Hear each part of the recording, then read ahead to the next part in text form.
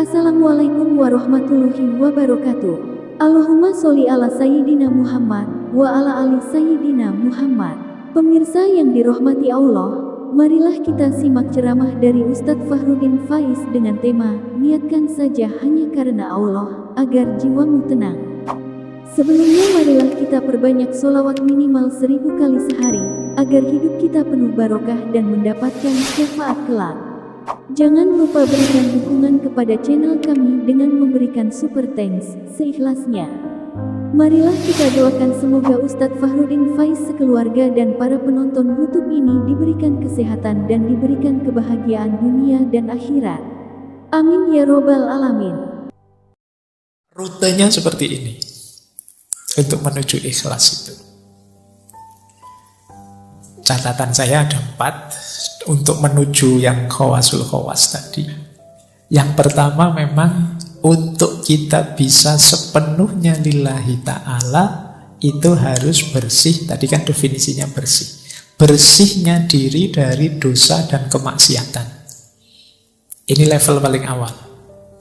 Jadi semoga teman-teman tidak termasuk golongan yang ngeyel ya. Kadang-kadang ada orang ngeyel, apa bisa Pak ada manusia yang bersih dari dosa dan kemaksiatan. Itu kan mesti ono sing takok ngono.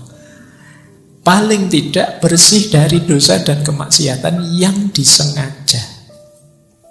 Jadi ya manusia memang kadang khilaf, manusiawi saja kita pun kadang kepleset. Tapi semoga bukan memang secara sengaja ngerti dosa ditabrak saja. Ngerti maksiat ditabrak saja. Kamu tahu kalau lihat gambar yang kayak gitu itu dosa, tapi eman-eman ya Pak, terus ya wes. Ya sudah, berarti kamu level awal saja masih belum bersih. Jadi kok tidak sengaja terlihat tidak apa-apa, rezeki. Itu kan ada kalimatnya yang laka al-ula. Laka al-ula itu ya memang kok tidak sengaja kelihatan, itu kan rezekimu memang laka al-ula. Tapi setelah itu jangan diulangi. Ya, kalau ada eman-emannya tadi berarti sengaja. Yang pertama kan tidak sengaja, tidak masalah. Ya, kalau diulang lagi gitu. Nah, jadi kamu kok setelah lihat kok terus diulang lagi. Atau tidak diulang tapi dipenelengi terus. Saya tidak ngulang kok Pak, ya tak lihat tapi ya suwi nontonnya padha wae. Nah, ya, jadi kamu kan logikamu kan begitu, eman-eman Pak, nanti kalau dosa ya tobat lagi lah Pak. Berarti di level awal kamu belum lulus, belum bersih. Jadi khilaf melakukan dosa manusiawi, tapi usahakan tidak secara sengaja kamu memasukkan dirimu ke ranah dosa dan kemaksiatan. Ini level paling awal loh ya. Kalau ini saja kamu berat ya naiknya agak panjang nanti prosesnya. Paling tidak berusahalah. Karena kuasanya manusia itu terbatas. Insya Allah kalau usahamu sungguh-sungguh, Allah ridho dan berkenan, nanti Allah yang menolongmu. Sehingga kamu naik kelasnya lebih cepat. Tapi kalau kamu malas, kamu memang secara sengaja tidak ingin memperbaiki diri, naik level itu, ya Allah tidak akan datang. Ana inda dzonni abdi bi. Jadi yuk dinawaitui saja dan diikhtiari semampunya. Insya Allah kalau memang sungguh-sungguh Allah ridho, Allah akan hadir membantu kita, menaikkan makom kita, memberi ahwal yang cocok untuk kita. Kalau sudah lulus di level pertama, kita bisa naik ke level kedua, bersih dari segala keterikatan duniawi. Jadi, kalau ini lebih berat lagi. Di sini mungkin banyak hal yang halal, banyak hal yang mungkin boleh saja, bisa saja. Tapi jangan sampai kita terikat. Terikat itu tergantung dengan itu. Pak, segalanya kan perlu uang Pak, ini namanya terikat sudah. Saya ada uang, alhamdulillah. Tidak ada uang, ya tidak apa-apa, nyari jalan yang lain. Emangnya kalau tidak ada uang saya tidak bisa makan. Teman banyak kok. Misalnya, ini namanya kan tidak tergantung uang. Tapi sama teman juga jangan tergantung. Jadi kalau tergantung ya sama, dari satu keterikatan yang lain. Jadi ayo kita lepaskan diri dari tidak tergantung. Itu bukan berarti dibuang loh ya. Tidak tergantung itu tidak mempengaruhi kondisi kita, keimanan kita, keistiqomahan kita dalam kebaikan. Ini namanya tidak tergantung. Makanya ada ayat yang bilang bahkan amwalukum wa auladukum fitnah. Hartamu, anak-anakmu bisa jadi fitnah. Kalau itu membuatmu melekat, tergantung, sehingga engkau berjarak dari Allah, sehingga engkau terhijab dari Allah. Ketergantungan kita satu-satunya yang sah hanya Allah saja. Allahus Somad. Jadi Pak, pokoknya apapun yang terjadi, saya harus lulus semester ini misalnya. Itu nanti hati-hati bisa jadi ketergantungan. Boleh kamu punya nawa itu begitu, tapi kalau memang jalannya berhadapan dengan halal haram, baik buruk, jangan diterjang saja. Kalau kamu terjang saja ketergantunganmu, itu namanya sudah tergantung. Orang tergantung itu kan apapun yang terjadi saya harus di situ, saya harus itu. Tidak peduli halal, tidak peduli haram, tabrak saja. Yang penting calonku jadi. Meskipun aku bikin hoka, bikin anuka, ini sebenarnya nama dari ketergantungan. Kamu memaksakan diri harus itu namanya ketergantungan. Pokoknya harus orang ini yang jadi presiden, atau harus calon ini. Ini sama, cara berpikir melekat ketergantungan.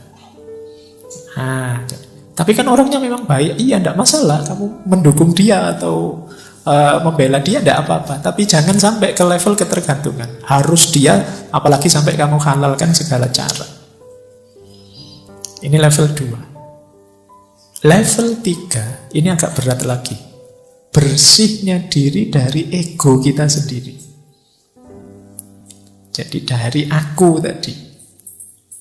Aku yang pinter, aku yang ngerti, aku yang hebat, aku yang bisa ini, aku yang bisa itu. Keinginanku ini, keinginanku itu, cita-citaku ini, cita-citaku itu. Ini aku, ini agak berat perangnya. Makanya levelnya atas itu, level 3. Perang paling berat itu perang melawan diri kita sendiri.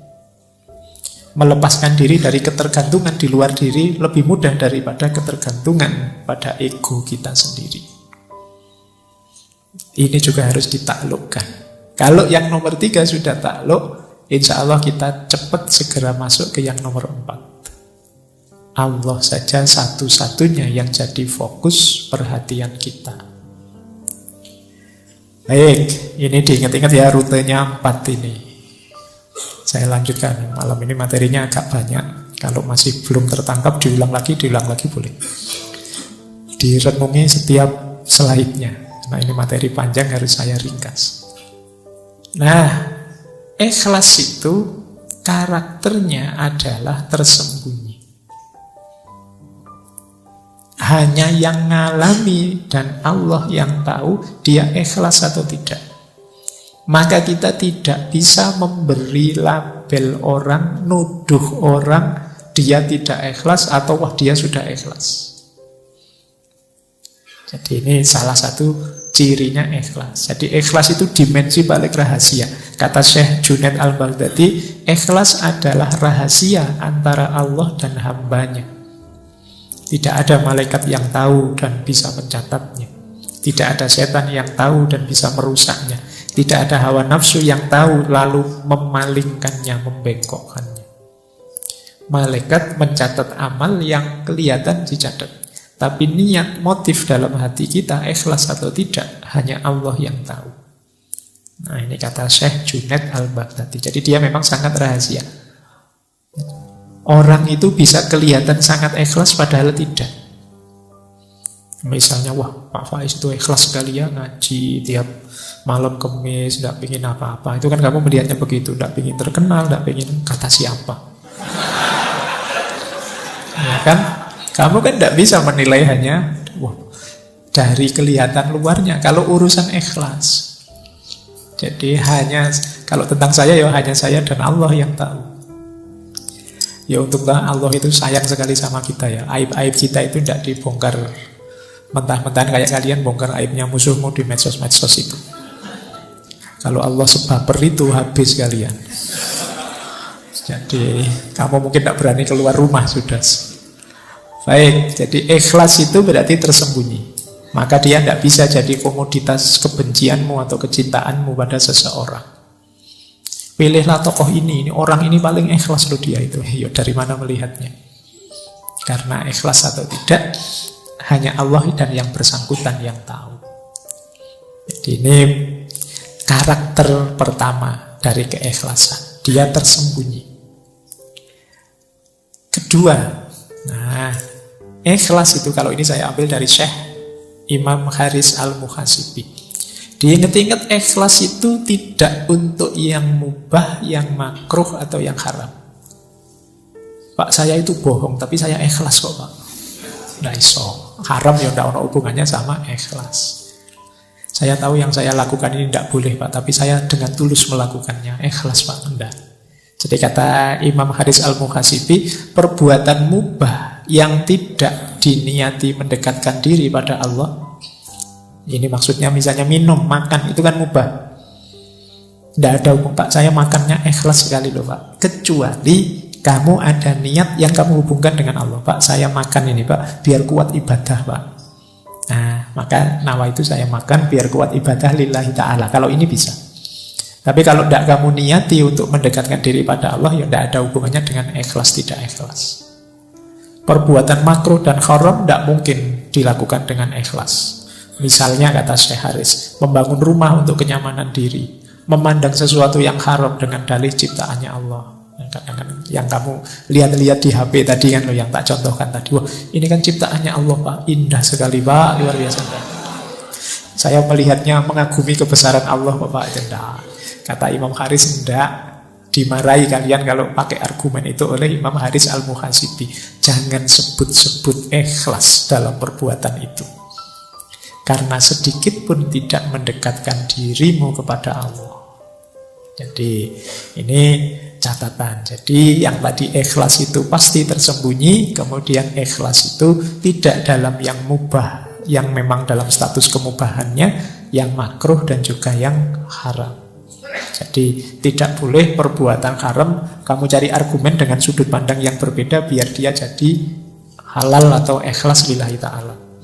Pak saya nyogok ini biar orang jahat-jahat yang mau nyogok itu tidak jadi masuk, biar saya saja yang masuk, saya kan orang baik misalnya. Nah ini tidak haram, itu ya tidak bisa kita ambil perspektif apapun karena zat perbuatannya sudah haram.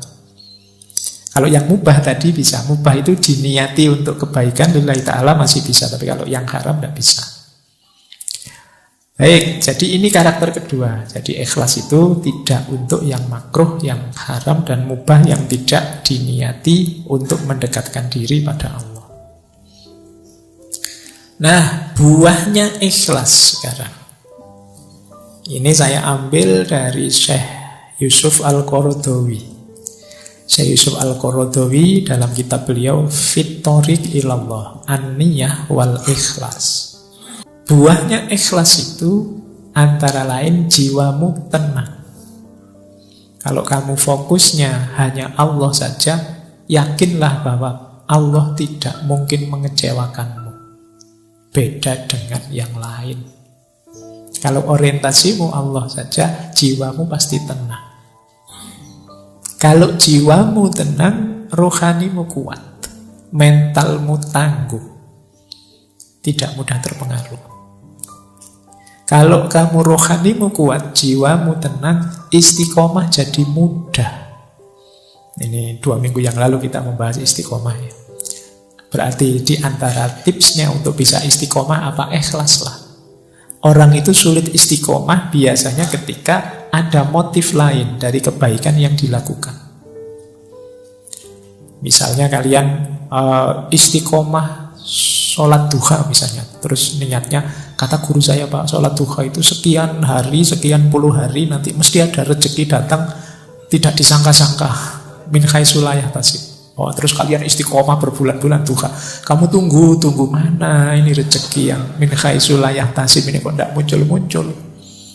Akhirnya terus kamu jadi malas lagi, istiqomahnya putus-putus. Coba kemarin lillahi ta'ala saja lebih aman, lebih mudah istiqomah.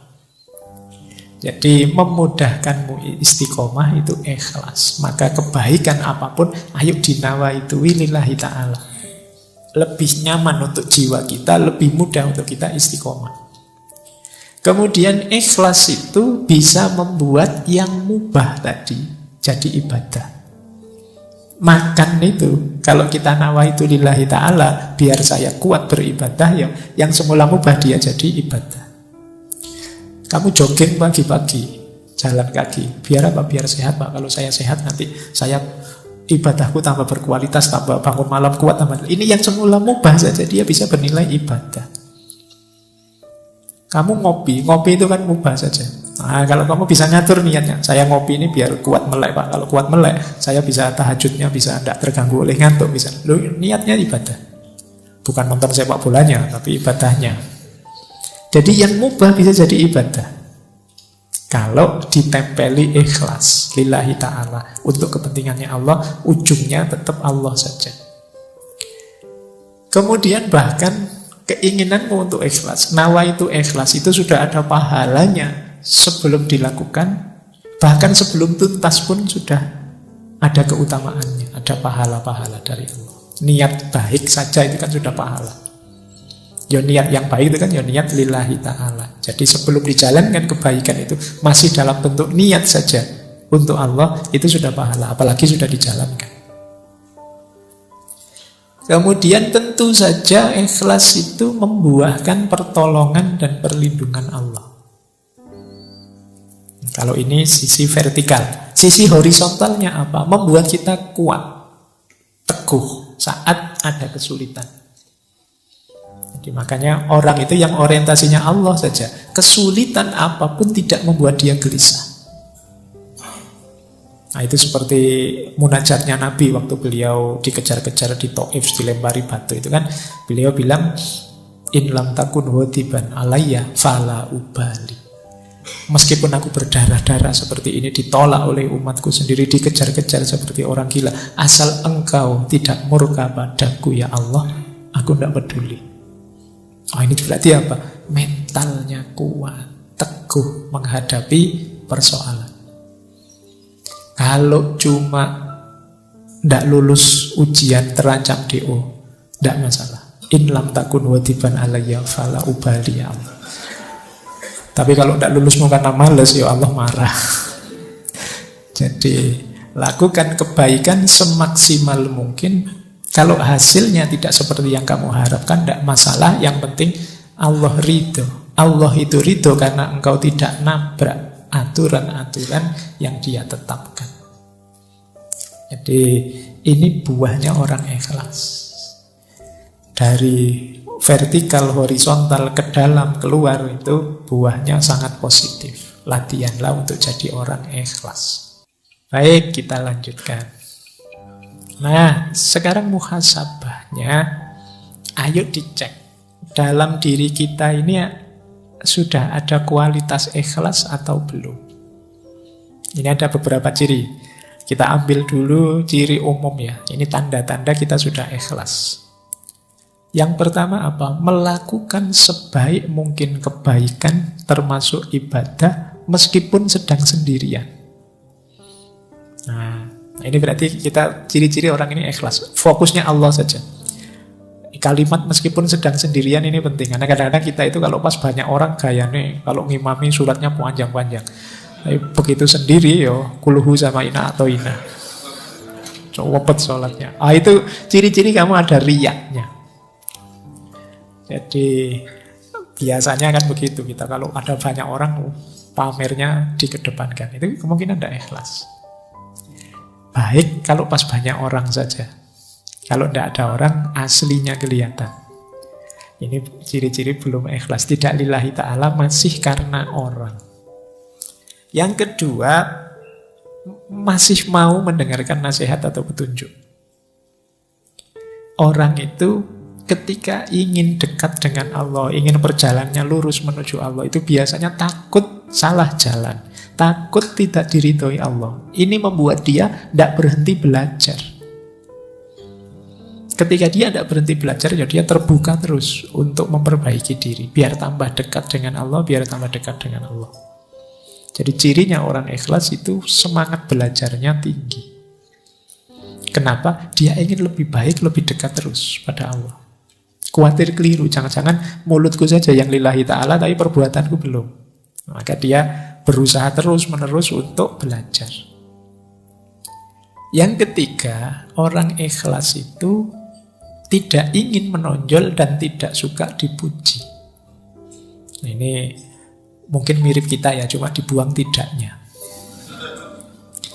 Kita kan ingin selalu menonjol, ingin selalu unggul. Kalau dicueki kita marah-marah. Jadi kalau ada yang muji senang. Nah, ini kemungkinan ya kebaikan yang kita lakukan karena orang. Kan sekarang kita melakukan apapun kan kita posting itu kan, kita foto, kita posting biar orang tahu. Itu kalau tidak ada yang jempoli, tidak ada yang muji, tidak ada yang kita mungkin sedih sekarang. Kok sudah posting 1 hari lebih loh ya, ini kok yang jempoli cuma 2 misalnya. Ya, 2 itu pun ya cuma teman satu kamar. Nah, kita sering begitu, kamu gelisah melakukan, kamu nunggu dipuji orang. Padahal cuma satu kamarnya 3, berarti yang satu nggak jempoli juga. Nah, kita ingin hari ini kan peradaban hari ini itu peradaban yang sering saya sebut istilahnya FOMO itu kan, fear of missing out. Kita khawatir hilang, ingin kelihatan terus, ingin menonjol terus. Melakukan kebaikan kalau tidak diposting kan kita rasanya ada yang kurang. Oh, kadang-kadang sholat saja kan kita posting, berangkat ke masjid nih, terus nanti di depan sana. Ya kan, terus duduk paling depan nih misalnya, terus wah, terus gitu. Kadang-kadang sholatnya pun kamu taruh HP-mu di syuting, ngaji juga begitu kamu ingin selalu kelihatan. Nah, baik, orang ikhlas itu tidak ingin menonjol, tidak suka dipuji. Bahwa orang muji monggo saja, itu bukan yang saya kejar. Bahwa saya kok kelihatan unggul, kelihatan menonjol di antara yang lain, tidak masalah. Tapi itu bukan target. Kemudian selalu muhasabah.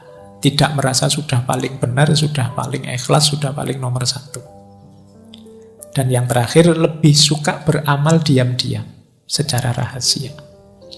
Nah, tidak suka pamer. Ini memang agak kebalikan peradaban hari ini. Peradaban hari ini itu orang selalu ingin kelihatan. Mungkin juga mental kita itu, kalau kita kan sering kalau ada apa-apa, tidak ada fotonya hoax, tidak ada videonya hoax. Jadi akhirnya bawah sadar kita itu melakukan apapun ada fotonya, ada videonya. Jadi mungkin peradaban hari ini itu bisa kita sebut peradaban riya. Pamer terus apa-apa ingin dipamerkan. Ini agak hati-hati ya, ini untuk jiwa kita agak masalah orang yang selalu ingin pamer. Kata Syekh Zunnun Al-Misri lebih tegas lagi.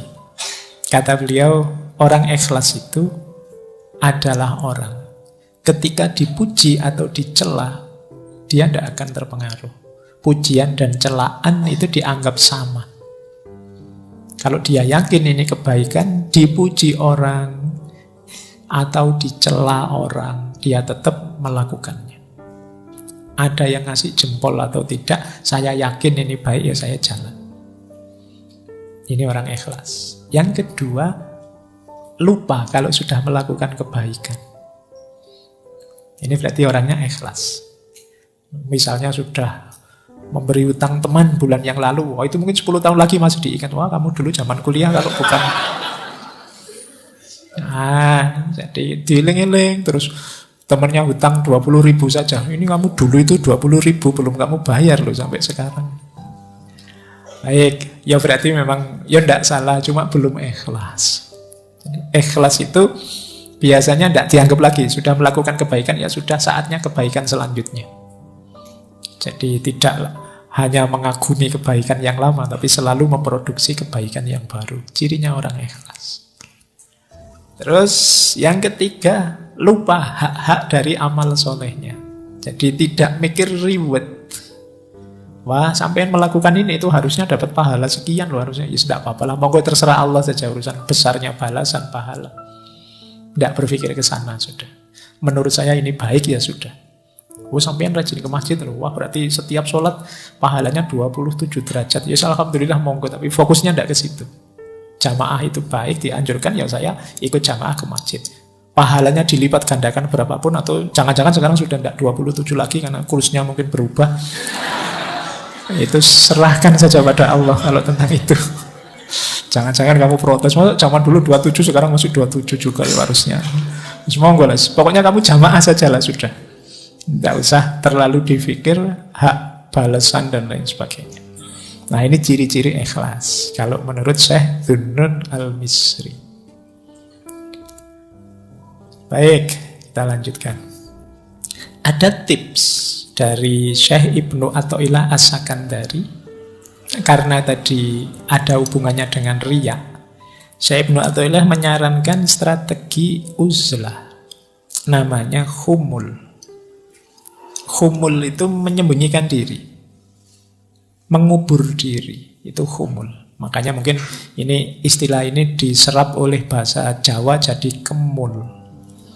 Kemul itu selimut. Kalau kita pakai selimut kan tidak kelihatan. Kata Syekh Ibnu Athaillah, idfan wujudaka fi ardil khumuli. Fama nabata mimma lam yudfan lam yatimmu nata ijuhu. Sembunyikan wujudmu pada tanah yang tidak dikenal. Sebab sesuatu yang tumbuh dari biji yang tidak ditanam tak akan berbuah sempurna. Kalau kesusu ingin tampil, kesusu ingin kelihatan, ya kita tidak akan tumbuh. Untuk bisa tumbuh, kita harus masuk dulu tidak kelihatan. Nah, ikhlas juga begitu. Ayo kita latihan ikhlas dulu, jangan kesusu pamer dulu. Jangan kesusu ingin dikenal, ingin tampil, ingin terkenal dulu. Ayo menyempurnakan diri dulu. Ayo melatih diri dulu sampai di level ikhlas yang kita tidak lagi punya pamrih duniawi, target-target yang tidak penting selain Allah. Kalau sudah mampu ikhlas, saatnya kita kelihatan. Pasti akan kelihatan. Maka strateginya menurut saya Ibnu Athaillah khumul.